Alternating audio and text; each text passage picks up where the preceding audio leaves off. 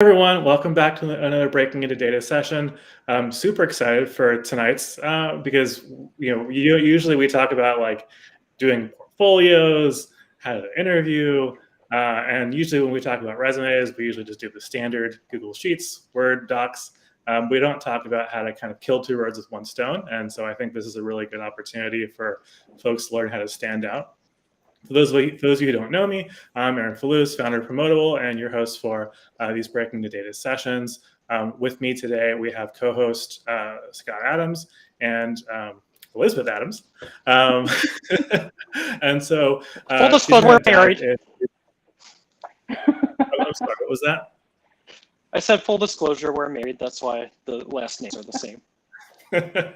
Well, now that we've provided all that disclosure, and we're live, cool, just checking that. So before we get started, two quick announcements. For everyone who is on, please feel free to throw your comments in the question section, and please also introduce yourself so we have an idea of who's on. We always like to see where everyone's from and what you're up to now. And then throw those questions on there, because the best way that we can help everyone learn is to just get that engagement. And last thing, if you enjoy this, give us a follow, always helpful. And then for those of you who are looking to dive more into data science topics, next week we have a really cool talk with someone who runs data science at a cool company called Cape Analytics. And we're going to be talking about ML ops. So for those of you who are like, I built the model and now we're good to go, he'll share some of his experiences to why that's just the start and not the hard part. So stick around for that. And then, Liz, kick it off. Yes, I'm Liz Adams. I currently work for Dell in their cybersecurity area, and I run and lead the metrics and analytics for a subsection of the cybersecurity area, which is super exciting.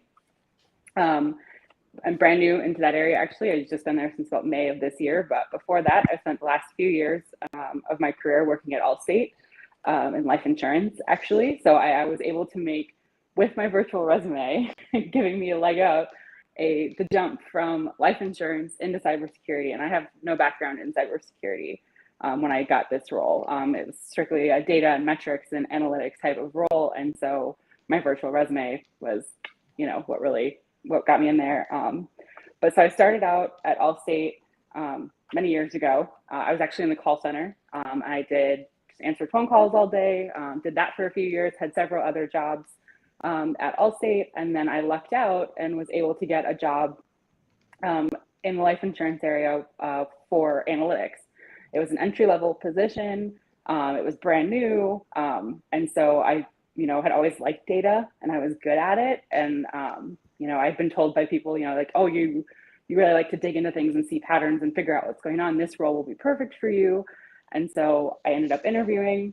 And I think really one of the biggest things, I always joke, and I used to joke with my old manager, that the reason she picked me was because she actually asked me a question during the interview and I didn't know the answer on how to do something. And so I was like, you know what, I don't know, but I know how to Google it and I'll figure it out. And she's like, it was the initiative of that, of like, she took a chance on me versus other people that had more skills potentially and that could have done the job probably just as well as me. But the fact that I showed that initiative in the interview of like, I don't know. And I was honest that I didn't know, but I knew where to go and I knew I could figure it out on my own.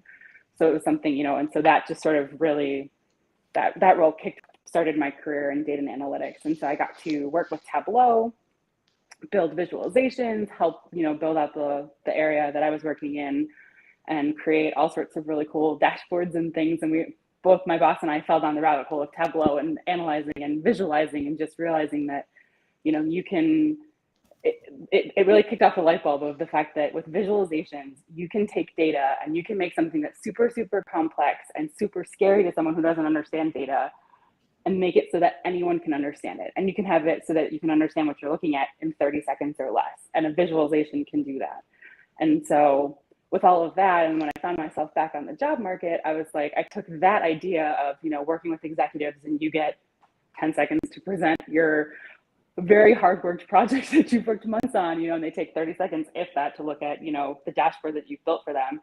So I took that and I was like, I've seen on Tableau Public, like people build virtual resumes, like maybe I should try that, And so I took my resume and I built this virtual resume for myself because when I was looking out there, I saw a lot of beautiful artistic visuals and resumes out there. So if you Googled, Tableau public resumes, there's so many things out there. And so I was like, I'm going to try this, but I took it and I put my twist on it, in that I built a resume that really showcased my business style dashboarding. So like if you look out there, there's lots of dashboards that are very artistic, and people have created like works of art with their dashboards, with their resumes and things. But I went a different direction in that. I wanted something that was, it was business facing, if you will. So like you could easily look at that and say, this is my style and this is what my visuals will look like if I'm building something for your company. And you can also see my skill levels and all of my background all in one nice little visual package. And so through, did all of that, built that out. And then there it is. Put that out on LinkedIn and pinned it and put that I was open to work. And yes, there's my resume for you. So I, went through and I wanted to make sure I would, I wanted to highlight all of my certifications, and I wanted to highlight my skills and things that would really make me, if someone took 2 seconds to look at this, like, this is what matters. And then, down further, I've got my job history as a little timeline, and, it's all interactive. Really cool. And so, my favorite thing when I was building it, because, I wasn't sure what kind of roles I'd be applying for or what people would know about Tableau. So I actually, to test out the interactiveness and how user-friendly it was, I actually sent this resume to my parents, who are not tech savvy. And I was like, can you figure out how to do all of the different things in my resume? And they were able to do it. So then I was like, with all of that, I was like, I knew, it would be good that a HR person, who's really not going to have any knowledge of Tableau, most likely, like that's not their job description. They would be able to easily navigate this and understand like what's going on. So yeah, that's pretty much. Walk me through a little bit of some of like the kind of cooler features. You touched on some of the stuff. I thought personally, I liked, because I see this a lot, kind of like where people just like randomly throw their skill level, but there's no context. So I usually see this and I'm like, well, this is dumb.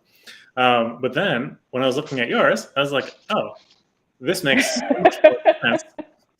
Now I can see why, you're like, I'm good here, or like, I'm not, it's something new for me, right? Or like most people are just like, and part of it's also they're like, it's like leadership or like these like skills that are super hard to quantify. And it's usually someone who's like super junior and they give themselves like 5 out of 5. But this, I love that you're able to actually go in and like, for me, this, when I was poking around with it, I love like kind of the explanation where if someone wants to dive into it, they can, but they don't have to, right? They can still at like a glance, to your point, see what it's like on most perspective. Exactly. And actually, if you click the question mark in the top corner, this was my favorite part of building this. Is actually, so then this is if someone really doesn't know what they're doing on the resume, you can see all of the interactive bits of my resume. And so that was the biggest thing that I wanted to build in there, so that I've got stuff hidden all over there, and if you're not familiar with how interactive vizzes work, you could miss out on a lot of good stuff. So it's got all of that. And so then, down at the bottom, I've got my timeline with all of my jobs. And then if you hover over those, like once you close out you got to go back up and close out the thing there. Yeah. But it has like my job descriptions and like the different parts of my role. So if you hover over it, and then like with my certifications, you can actually click on them, which you don't have to do because it'll take you to a new page. But it'll actually bring you to like, for my FLEMI designation for the fellow for life insurance, it'll bring you to my actual designation, so you can see the proof that I've got this certification. And then at the top, you can click on and see my Tableau public profile. If you don't know how to like, back out, it's got my email and it also links to my LinkedIn. So it's got all of this information in there. And the other really nice thing with Tableau is, so I actually have 2 versions built out. So I have this version, which is good on like tablets and computers and things like that. And then I also have a second version that I built out that's very simplified, but it actually works on your cell phone. So like if anyone's like watching this on your phone, you can go to my Tableau public and click on it, and then on your phone, it'll actually give you a different view. And it's easy to just swipe through the whole screen, and it'll just give you everything in a condensed chronological order. Because otherwise what Tableau does is it'll try to shove that view onto your phone, which is not good. And it's not a good user experience. And so you want, when you're building things out that way too, you want to make sure to kind of think about your end user, make sure that everything kind of works the way it's supposed to. Yeah, well, the other thing that's nice is like, especially with your level of experience, right? Most people would have like a resume that's like 3 pages long. And so it's nice that you can still like put a bunch of information here that you can dive into, but it's, all like one page versus like, you see people with like, fresh out of school that have like 2-page resumes and just like. Yep. Because you're not going to get that much time. No, exactly. And who's gonna look at it, right? At the end of the day, it's like, but so this is really cool. I'm kind of curious, like having like gone through this experience, are there things that you're like, oh, I would either do better or recommend for people who are just kind of starting out in that, like thinking about how to start doing that job search specifically for, these kinds of roles? Yeah. So I think like from like a resume perspective, eventually I'm going to have to like start taking off some of my certifications. I think it's getting a little too jumbled over there. And maybe I would add some of, I really like to, like, I take advantage of like, if you're at a company and they give you like LinkedIn Learning or edX or Coursera or any of those, take advantage of those. Like, that's where I learned almost all of my skills, like while I was, learning analytics, because like I have a degree in geography, actually. So I kind of have come full circle, mapping, visualizing, analyzing spatially, analyzing visually, there's a connection. But, majority of what I've done and what I've learned in the past few years to get to where I am and to be able to have a visualizing role, I've learned through all of these courses and things like on my own and in my free time. Well, one thing I love about your background, and sorry to cut you off, but I think it's relevant for a lot of people who are here, because the one question we get asked a lot is like, did you just jump straight from like, call center to super data scientist at Dell? It's usually, or it's like, did you know this is what you're going to do, right? And I love that you you're like, well, I did this, and then I got an opportunity to do this, other little thing, and then I learned all this stuff and was like, hey, let me apply that. And it's just like, it's how it works in the real world, right? For most people. It is. And it's like strategic, right? And so it's cool that you're able to actually show that as well here. Yeah. And I lucked out, like, I still joke. I had applied years ago for a job actually to be an underwriter. And that's why you can see on there, if you're familiar with life insurance at all, but like the Associate Life Management Institute, the ALMI and the FLEMI are both underwriting designations. And so when I was in the call center, I had really wanted to be an underwriter. And so I applied. There was a junior underwriting position open. I applied. Obviously, I didn't get it. But the woman who told me, the manager who was hiring, is the one who actually told me, she's like, you're too analytical to be an underwriter. She's like, you like to dig in, you like to investigate, and you like to look for patterns and things. And in underwriting, you just don't have time. She's like, you'd be good at it, but she's like, you'd be absolutely miserable. And so she's the one that kind of got me thinking that, oh, there's actually, analytical roles that aren't, crazy data scientists who have, extreme skills, or brilliant in that area, but they have a different path where you can kind of go into the analytics, and then the visualizing was part of that too. And it all just sort of fell into place. Didn't even realize that existed. And it just sort of blew up from there for me, which was awesome. Yeah, well, it's one of those things where like, it's my soapbox issue, where just like everyone thinks that you have to be like a data scientist or a data analyst, right? And like that's the only way you can do data in your job, which is just crazy. But it's like so much of the value, and I think companies are starting to spend more money on that, from what I can see, is and also just so many of our talks, when I ask like, what's the biggest thing that people aren't learning, or like you really need, or you learn on the job, and so much of it is like, learn how to talk about your data, learn how to explain what you're doing. And most of the time they tell me things like, if you can't do that, then like everything else you've worked on is a waste of time. And so this is kind of like one of the fun things.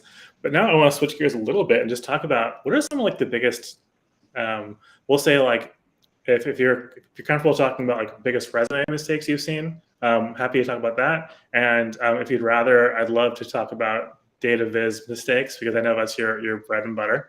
And I also love hearing about terrible things that companies do because they do them all the time.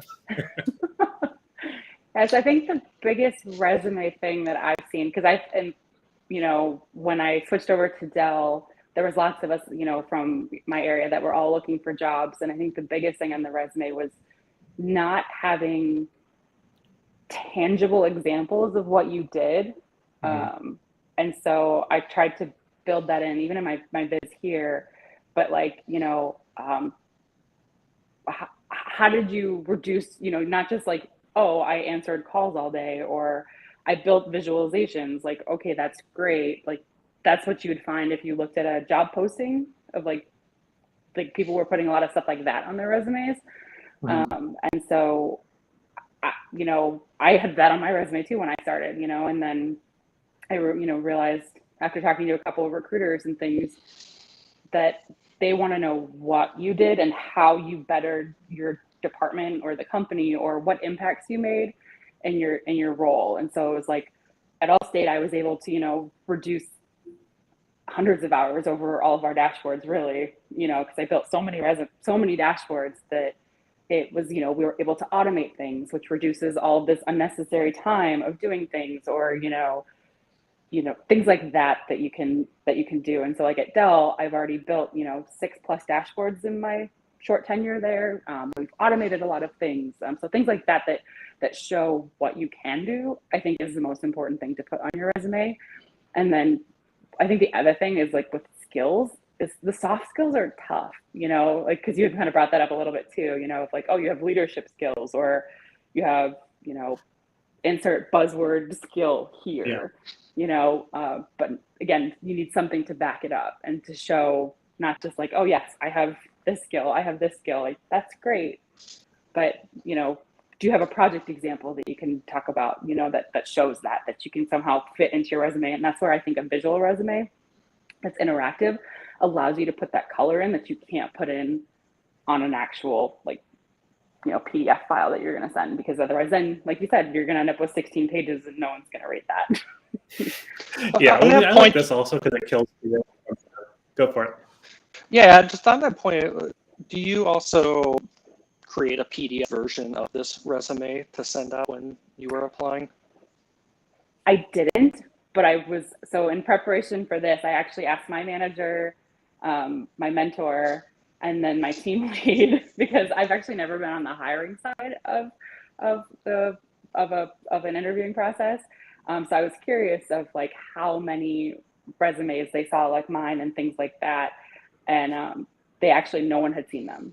And so mine was the only one that they had come across, which was really surprising. But then I realized that the only reason they saw it was because I brought it up during my interview. So like the HR person would see it because I linked to it. Because like you can, when you're applying, there's always like, what's your LinkedIn? Any other, websites would you like to share? And so I shared, my Tableau Public linking to my resume. So I knew like HR would see it. But I don't think it ever really makes it past there. So, but they do get the attachments. So like they'll get, the manager will get the PDF attachment of your standard resume or whatever else you include. And so I think next time I would definitely, and this size here is on my resume is actually a PowerPoint slide. I like to try to keep things, so it's exportable. So yeah, I would definitely export this and attach it to future applications, just so for sure the managers will see it. And then, like I said, I also would bring it up during your interview and have it pulled up to show them. That's actually an awesome point, because I know I've been guilty of this. I also, before having actually interviewed people for roles, I was like, man, why would anyone ever, like, you can show up and you realize you're talking to a hiring manager, they've gone through like 10 interviews that day, they looked at your resume like 30 seconds before they started talking to you, they're trying to talk out of their ass about something, and then you realize you're just like, I would never do that. And then I did that. That was that guy. But one way this also helps solve it is just like having this like one pager on a slide deck. It makes it so much easier. like at a glance, I could actually have relevant questions versus trying to go through someone's like, 2 pages. We have to also have a good relevant question here from Angel, asking, how did you describe your insurance industry experience? Like, how did you like turn that domain knowledge into something that's applicable for analytics roles at large? Yeah, that's a great question. Yeah, because I was really worried about that when the recruiter had actually, so when I got interviewed with Dell, I didn't find the position myself. The recruiter actually reached out to me, and because he had seen my resume. And so I was like, kind of in my head, I was like, are you sure I'm like even remotely the right person for this? Because I'm like, I came from life insurance. This is cybersecurity. So what I was able to do was I talked a lot to the concepts that I built in my dashboards and how it can be applicable anywhere, because, for lack of a better description, data is data. You can take a lot of your principles and apply them. And so like I had a project that I had worked on in my previous role about building out an entire quality, review and tracking, metrics and things for a team that really had no oversight into any of their analytics before. And so I took examples from that and I said, those skills I can apply here to this team and this role that's building out a metrics department. And so I kind of rounded up my skills and made them more generic. And I took out the pieces that would, be the skills that were applicable in the overall project itself, and focus less on the fact that like, oh, this is for this department in life insurance. And it was this kind of metric. It was, I built out this framework to support this type of idea, which can then be applied to this company here with a completely different team. But the pillars that built it are what's overarching. So if that kind of helps at all.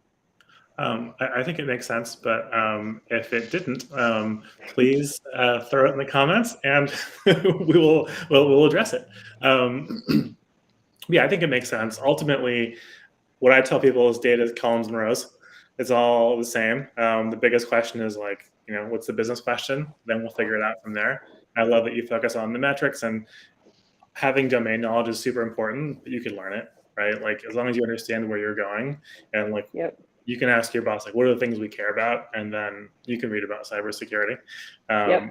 And just, pair me up with the people that actually know what goes on in those things, who's the subject matter expert that I can talk to help me, understand the process, and then I can, roll with that and build out what I need to build out. Yeah. We just got a question here about, is it an ATS friendly resume? So ATS, applicant tracking system, for those of you who don't know, Greenhouse, Lever, Workable, Jazz HR, most companies use these when you apply. And I would say, is this ATS friendly? I think to your point earlier, Liz, yes and no, right? Like you can send a link in, but it's not, most ATSs import like a PDF. So it's, like you can send in your PDF or your PowerPoint slide. It'll look funky for sure. Yeah. So like what I did when I was interviewing, I still have a standard resume that I use for all of that stuff too, so that it does import, and that they do have like the traditional what HR is looking for, resume. And then this is supplemental. This is what I use really to kind of market myself on LinkedIn for the most part.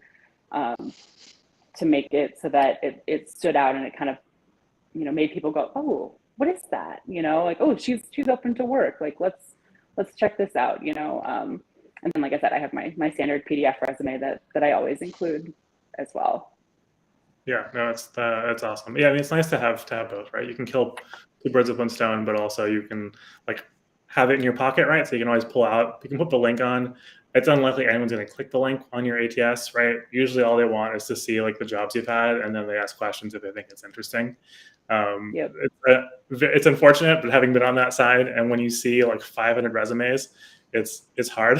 It's hard to really focus, but we want to switch. And that's like hopefully I kind of figured with like a virtual resume that it would help them, if they're interviewing, by the time the managers or anyone outside of HR gets to me, they're probably still interviewing 20 people, if that, if not more. But that having a virtual and a visual to go along with a visual role I kind of hoped it would, help them be like, oh yeah, I remember her. She's the one that had the resume, Oh and yeah, kind like you of stand out, keeps, right? And you can yeah, also it keeps you show in that their you know the mind. tool without, like, I like being able to like show that you know a tool, not telling me that you know a tool. Exactly. And there's someone who's asking questions from YouTube, but I can't tell what that means. So maybe use Google Translate for those of us who don't know what that is. But then happy to answer that question if it comes in a way that we can read it. But yeah, no, it's the show, not tell, right? And that says everything. And also, it shows that you went through extra work, which, as someone who's done this a few times, right? It's like I'll interview someone if they reach out to me. I think if they find my email, send me an email. Like I'm more likely to actually reply and say, oh, this person's like a hustler. They want it. They're willing to do a little bit extra. It always looks better. And we just got another question. And then actually, while you're pulling that one up, that reminds me though too of like with my Tableau public, I have just a few things out there, but I built one specific example that I would always actually pull up during my interviews. That's of a dashboard, a mock-up of something very similar that I had built in a real world business example. So like the other thing beyond just the visual resume is good, but to also, like you just said, to show what you can do is to have at least one sort of dashboard example that can really speak to your skills and what because vises are so personal. Like everyone has their own style. And so, I wanted to also make sure that I had a business dashboard that would translate really well to someone, saying like, this is the kind of work that I build, here's how, leadership, maybe would see something, that I've done to kind of really solidify my abilities. So I think that's the other really key point. So not just having just your visual resume, but having at least one other really good example that you can bring up during an interview to really show and like bring home your abilities. Speaking of interviews, for people who are new, don't have a lot of work experience using Tableau or database tools in general, how should someone like that go about building their portfolio? What else should they include aside from a resume that might matter for someone or hiring manager, or really anyone looking at your profile? Yeah, what I really like to do when I was learning Tableau and what I've used I was very Tableau heavy, and now my current role, we use Power BI. And so what I did when I was learning Tableau and what I've actually was using with Power BI as well is Makeover Monday. If you Google it, it is by far my favorite thing in the world to learn because it's Tableau based, but it's a group of people that pull together data sources every week. And on Mondays, they release a new data set, and it's public data. They usually have like the original visualization that a company or a public website has put out, and it's basically a challenge to say, here's the same data, what viz will you create with that same data source? And so if you're new to Tableau or Power BI and you're trying to build out that portfolio, Makeover Monday is a great place to go to get data because it's, like I said, it's public data, so you can share it, you can build out visualizations that are your style and showcase your skills that you can then use in your interviews and to really kind of build out, your visualizations to show people. So that's by far my favorite place to go. It's just Makeover. Any other resources you just Google Makeover Monday. Sorry to cut you off. Any other resources like that you'd recommend people to look at? I know last week someone from the audience shared a really cool subreddit for terrible visualizations. Which, I'm a big fan of learning what not to do. But what about for what else to do? Makeover Monday is a great example. Is there any other things that you like to follow or what have you? I also really just like to go to the Tableau public and see what like their viz of the day is. And then also just kind of going through Tableau public and like putting in different keywords to see different vizzes. Because like I said, like a lot of what you'll find out there is very artistic because Tableau is fantastic in that you can build almost anything with math in there. You can throw together the most bizarre calculations and create the most beautiful visualizations. But like you just, and most people allow you to actually like download their workbooks too. So you can actually kind of like reverse engineer what they've built, which is fantastic. And so I do a lot of that, and also just the Tableau message boards, and Power BI message boards as well. They're just so helpful in understanding, what's going on and how to build different things if you're kind of stuck. The other things that I really like, and I grabbed them before the call so I wouldn't forget, but I love the Big Book of Dashboards. And then on LinkedIn, Storytelling with Data is a great LinkedIn group to follow, because they also kind of do like a Makeover Monday type of a thing. I don't think it's quite as like, I think it's maybe monthly. But they do something similar where it's like, here's your before graph, here's your after, and there's the Storytelling with Data. I find if you're looking for a role to advance your skills in a more business, I always call it business facing, whereas like you can have like the really beautiful artistic dashboards with like Sankey diagrams and very complex charts that are just beautiful. But from a business perspective, an exec's not going to understand what they're looking at or care. They like their bar charts. They like their, donut charts with the right amount of, wedges, things like that, line graphs, very simple. And so Storytelling with Data is a great place, because they focus, I feel like, really on the business side of a visualization, to kind of help get you thinking in more of a business fashion. Because like you had mentioned before, you can have all the great data in the world and you can have a great visualization, but if no one understands it and it's not easy to understand and easy to navigate, then all of your hard work is for nothing, because And I can attest that you're going to get 15, 20 seconds. I just had a project that I was working on where we were told that they were going to come into my dashboard, and I think it was like, I had 4 days, I think, to turn this around. So I had to build this massive dashboard that was going to like the top people, and mind you, at this point, I have been at the company, I think, 3 months. And so I was told they were going to come out to my dashboard, they were going to view things. So I made it super interactive. It was super easy to understand. And then they came back and said, nope, you get one PowerPoint slide. So I had to cram everything that I had built that was all interactive to make it into one completely uninteractive PowerPoint slide. But because I had everything built out in a way, it was super easy. Well, not super easy, but it took a lot of finagling, but I was able to do it. But thinking business wise and what your end user is going to need is always key. Yeah. So can you talk a little bit more about? Sorry. Am I? Oh, sorry. Go for it, Scott. One thing that you bring up, Liz, that's interesting is, do you have any advice for how you know where that line is when you're getting too artistic versus like, is this going to make sense to a business audience? Because it's really fun to play with data visualizations and you can go down a rabbit hole. Yeah, it is. Honestly, I find that if I stick, as much, because I'm working on another project, and we have this sort of questions that kind of flow through, and it's very illogical. And I was trying to figure out a way to visualize how everything connects together. And so I had actually started to build out this like connected Sankey diagram, and it started to look basically like intestines. And I was looking at it, and I was like, this is cool.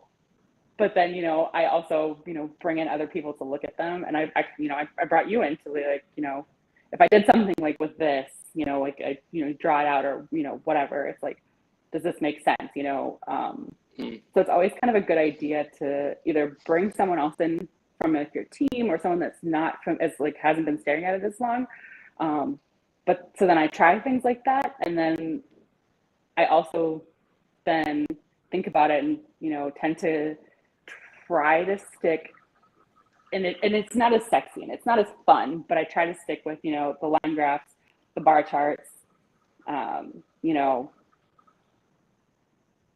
pie charts potentially. Like I prefer donut charts. I think they just look cleaner because you get a little bit more white space. So that's just a personal thing. But if the donut chart makes sense, but kind of sticking to like, unfortunately, the unsexy basics from a business perspective, because generally they can convey your point if you do it right just as well as some fancy diagram, and the people that are viewing your information will be able to understand it.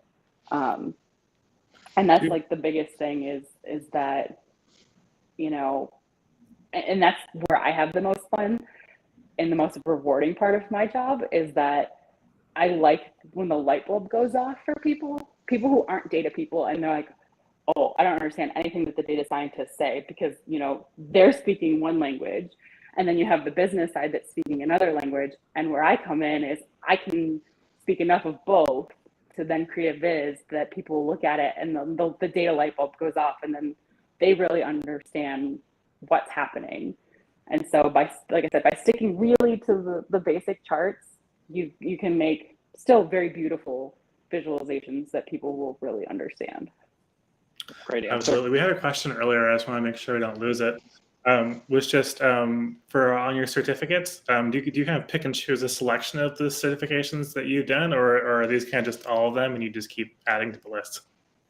So I do have some that aren't on there, but for the most part, that's pretty much everything. But I am going to have to start pulling it because I'm running out of room. But I probably will like start taking off the ones that maybe don't make as much sense, but like, you know, keeping the ones that for like what I'd be applying for potentially. You know, like if it was like on my actual resume, you know, I didn't have all of these on my actual resume. You know, I kept it to like the ones that really, really mattered. But it would be kind of like if I was actively applying for a certain type of position, then like maybe, you know, I would probably maybe take off like the beginning guide to cybersecurity ones, you know, maybe taking those out if I was applying in a completely different area. But like I'll keep, you know, my fellow on there, because even though I'm not in life insurance anymore, that's still a really big designation.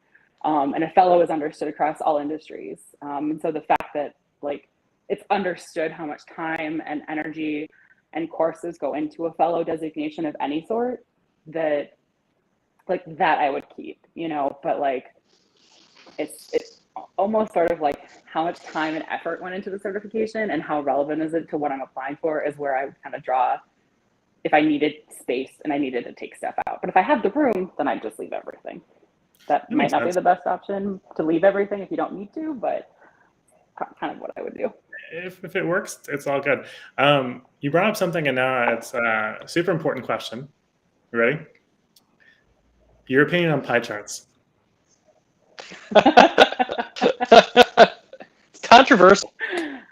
This is so controversial. Like people either absolutely hate pie charts. For me, pie charts are up there with like red and green distinctions. I'm still trying to get businesses away from using red and green, but it's very, very difficult. They love their red and green. But pie charts, I really actually love donut charts and pie charts. You know, I just, like I said, I like the donut charts. They look a little cleaner to me, and you have the white space. I think visually it just looks nicer. But I actually use them a lot when I'm comparing like two values.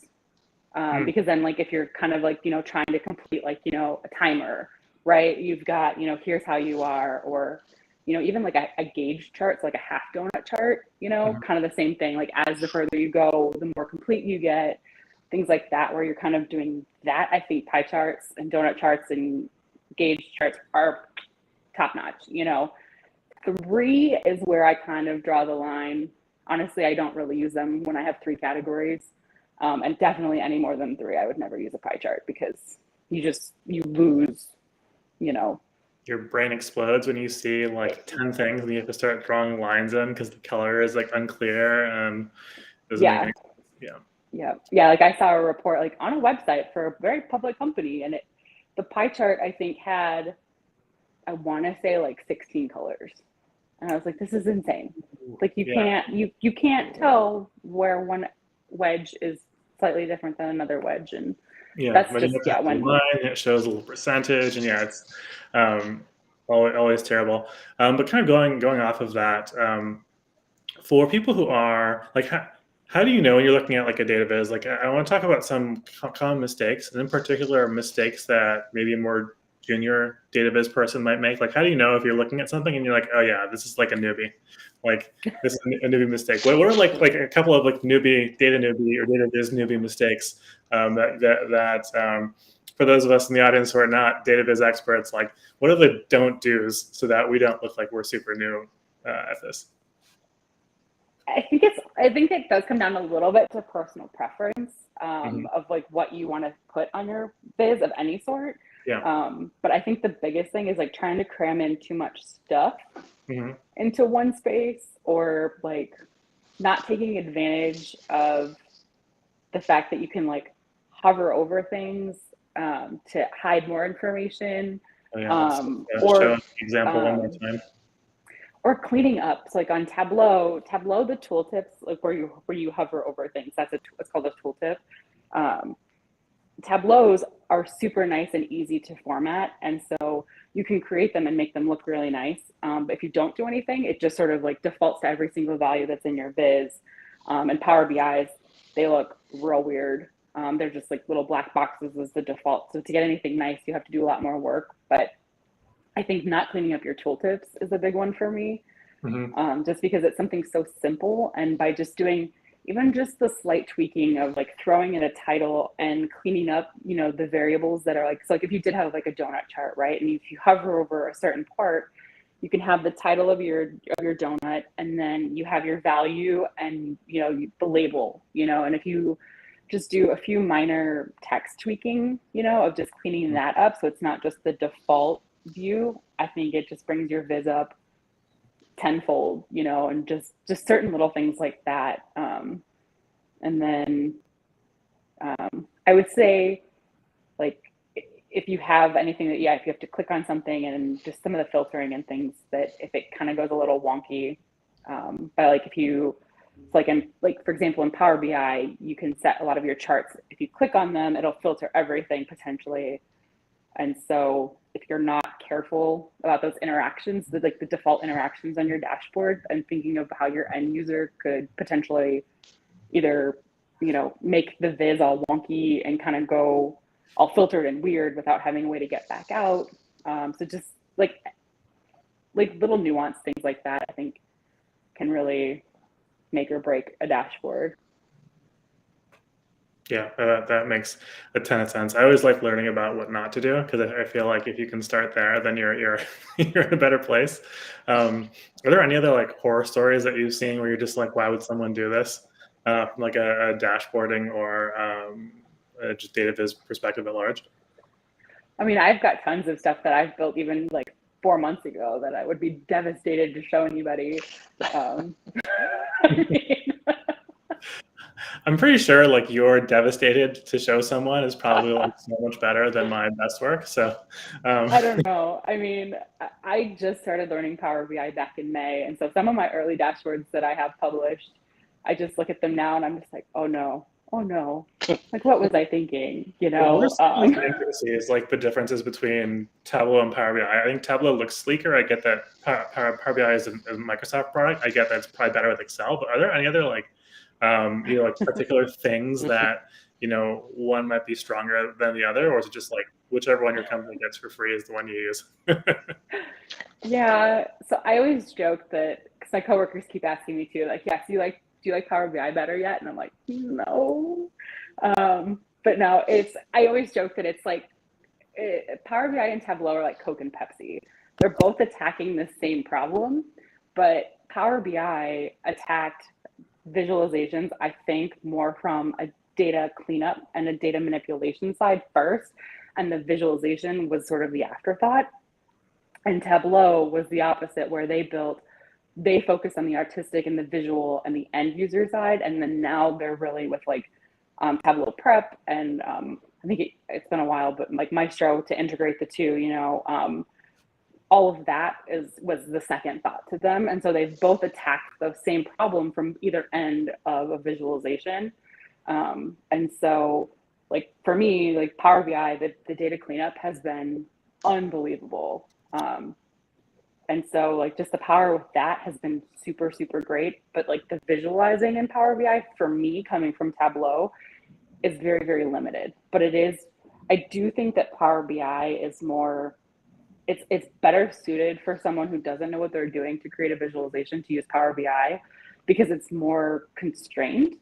And so you have less artistic flexibility and you have less unstructuredness to it. So like you can easily come in and drag and drop and throw together your bar graph, your line graph, and you can throw it into a visualization and make it very businessy, whereas Tableau requires a little bit more understanding of how the product works, and you can really go off into an artistic tangent that, you know, and a layout that maybe doesn't work for a business.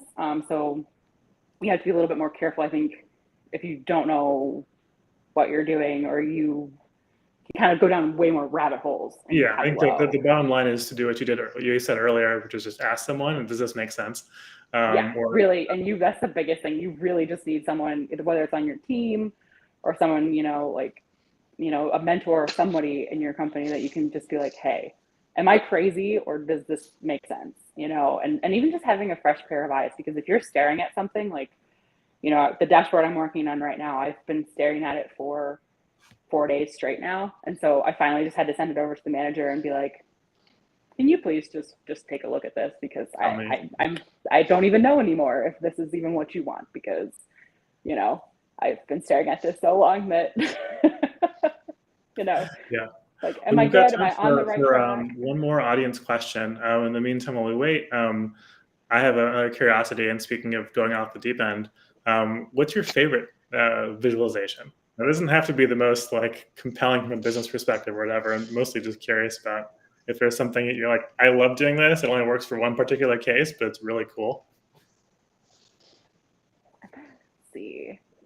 I think I like anything where I can like, so like on my resume, and like building in that like interactive where if you click a button and it brings up something totally different, or like sheet swapping information. So like if you select a filter, and then it could be like, you know, the classic example on Tableau is like, yeah, so you have let's say you have a map, right? You have a map of the United States. Here's all your data. I'm like, oh, I want to click on this, and I don't want to see that map anymore. And it completely flips it and turns it into, say, like a bar chart for something else, you know, like those are my favorite kinds of things to build, where you have that, like, almost a little bit of the wow factor of like, you've got things hidden under here, and you're using an action over here, and a little bit of a calculation here.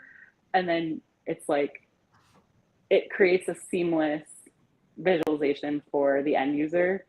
So like that. And then I also really like where I was used to joke that I would build visualizations, and it would, like, the user would have to kind of click through and kind of go through this story, but it would get them to their question, like, you know, they'd come in looking for, and it kind of made them feel like, oh, I came to this all on my own. I did this and this, and then I came up with my answer. And it's like, that's very clever, but really you're on a roller coaster track, and I told you exactly.